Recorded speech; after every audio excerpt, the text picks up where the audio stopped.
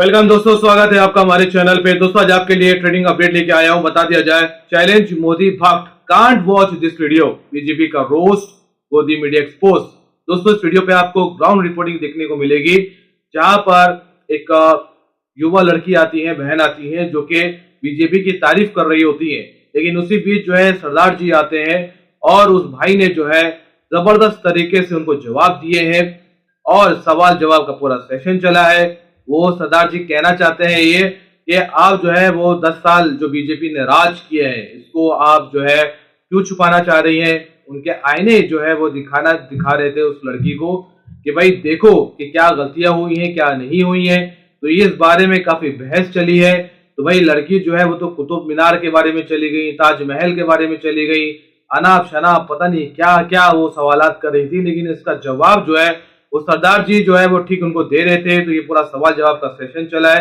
तो दोस्तों इस वीडियो को आखिर तक जरूर देखें और दोस्तों आगे आप चैनल पे लाइक, सब्सक्राइब, शेयर और अपनी कीमती राय हमारे कमेंट बॉक्स में जरूर शेयर करें। क्या लग रहे हैं कि मोदी जी ने 10 सालों में जो वादे उन्होंने आते वक्त अपने बोले थे कि ये वादे मैं पूरे करूंगा, उन्होंने किए हैं कि नहीं? क्या मुझे लगा जो उन्होंने पूरे किए हैं? नहीं, कोई वादे आपको लग रहे हैं पूरे नहीं हुए? मेरे को तो देखो जो नहीं लगा वो नहीं लगा। महंगाई कम करने के लिए कहा था, नहीं हुई बल्कि बढ़ गई। रोजगार के लिए कहा था, रोजगार नहीं मिला, वही हाल है। अब यूपी सरकार में भर्तियां कहाँ से निकल गई? 60,000 नौकरियां कहाँ से निकल गई जो अब तक नहीं थी? हर बार पेपर लीक होते हैं, इस बार जो भर्तियां निकली उसमें पेपर लीक क्यों नहीं हुए? मतलब चुनाव का सीजन आएगा तो आप नौकरी भी दोगे और रोजगार भी दोगे, आप सब कुछ दोगे, पैसा भी दोगे। चुनाव खत्म होते ही आप एकदम पलट जाओगे।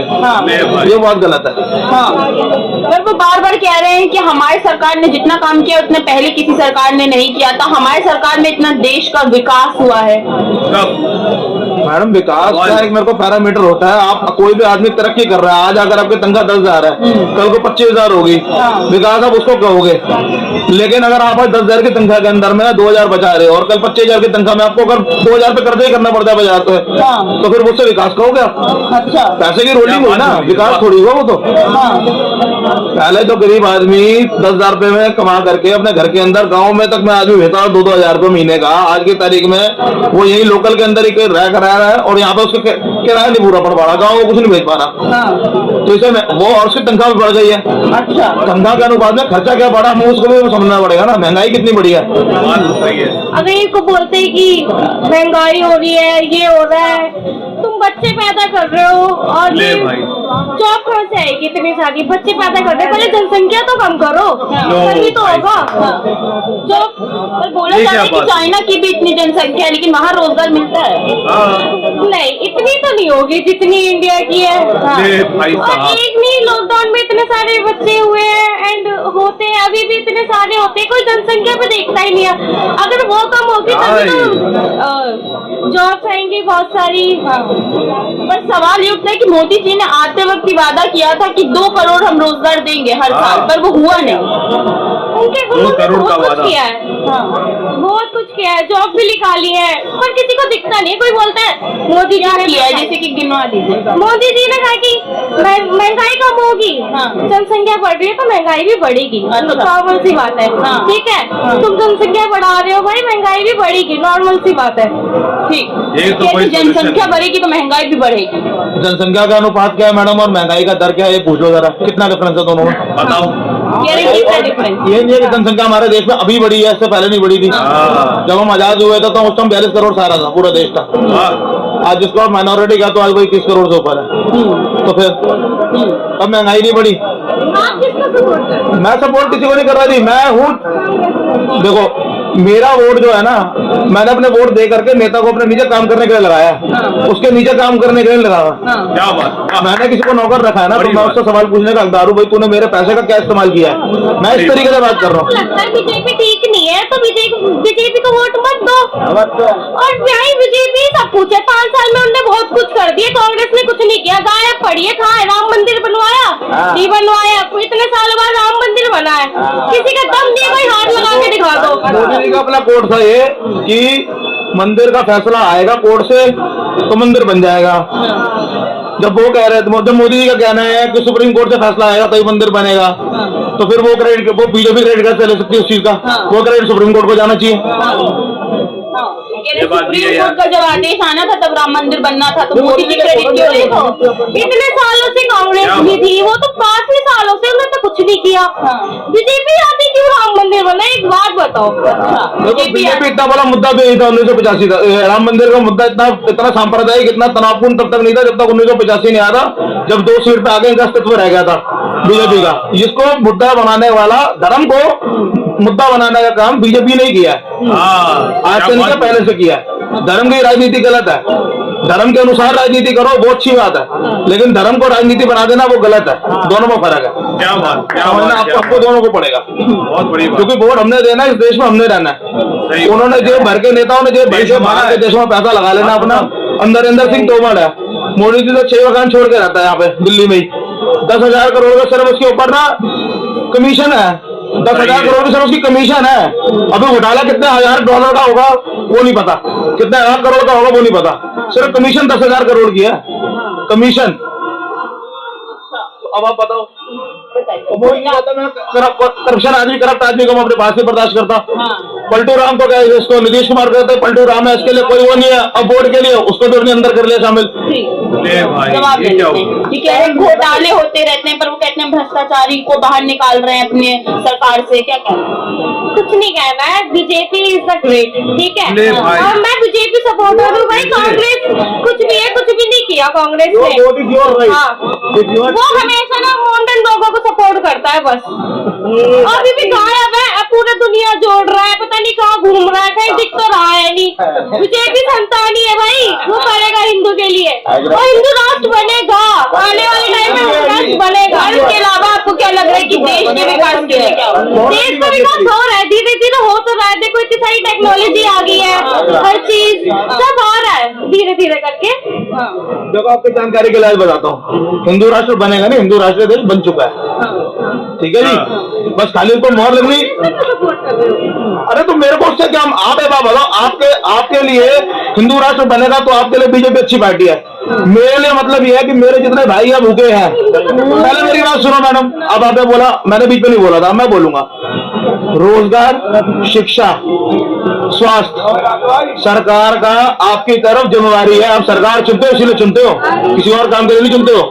धर्म के लिए पंडित है, धर्म के लिए मंदिर है, धार्मिक संस्थान है आपके, धर्म का काम वहां होगा।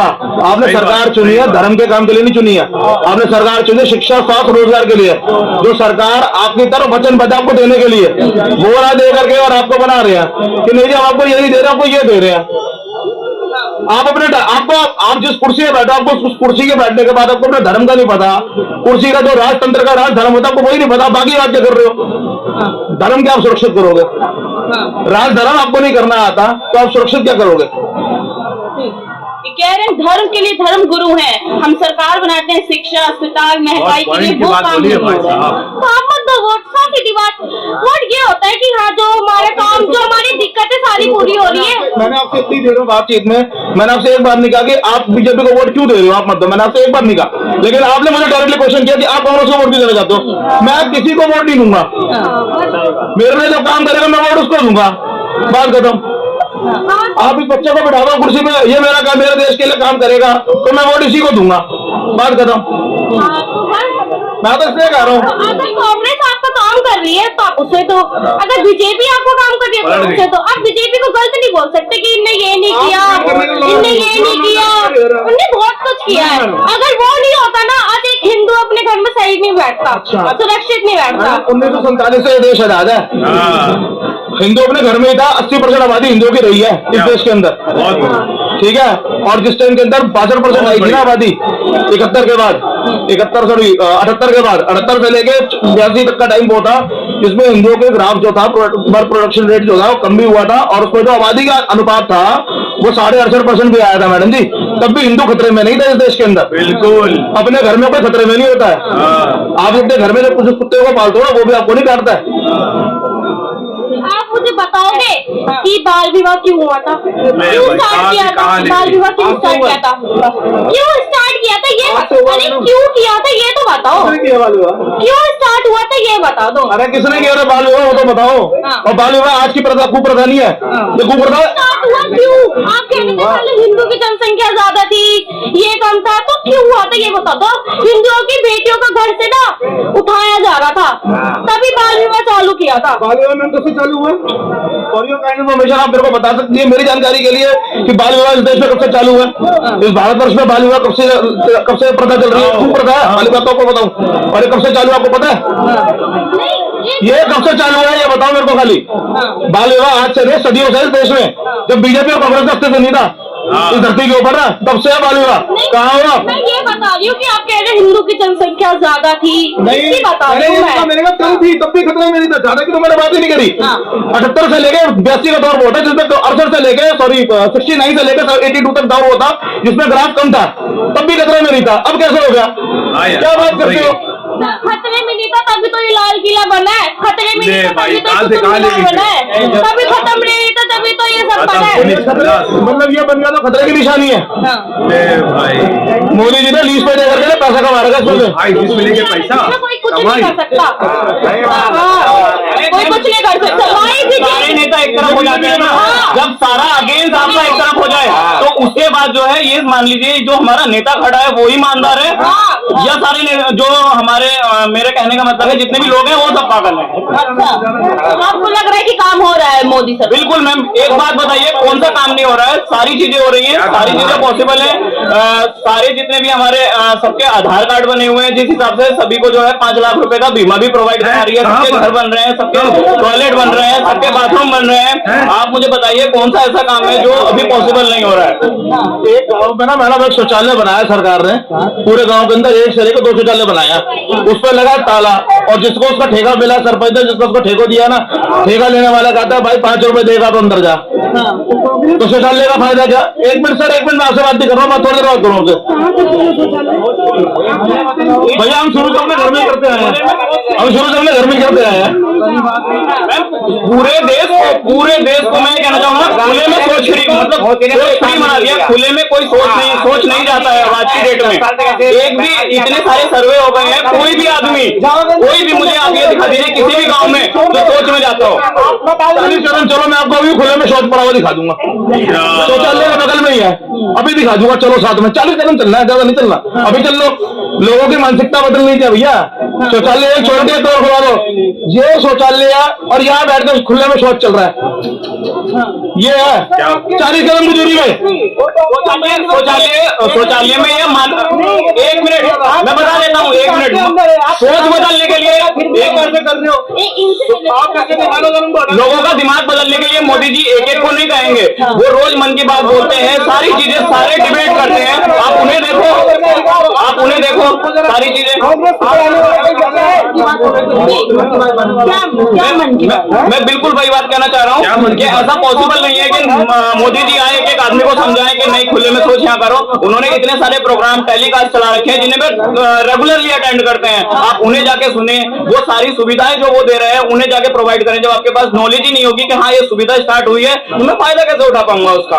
क्या क्या काम आपको पसंद आए अभी सरकार? देखिए जो काम मुझे पसंद आए, मैं ये मानता हूँ कि जितने काम हुए हैं वो यार ये तो बताओ। जो चीज जैसे कि आपका जो 5 लाख का बीमा है वो प्रत्येक व्यक्ति का है, ऐसा नहीं है हिंदू का है, मुस्लिम का है, या छोटे का है, या गरीब का है, या अमीर का है, ऐसा कोई नहीं है, कोई जाति भेदभाव नहीं है उसमें, है ना। दूसरी चीज क्या है, जो घर मिले हैं वो सिर्फ गरीब को मिले हैं, ऐसा नहीं है कि सबको मिले हैं, ठीक है।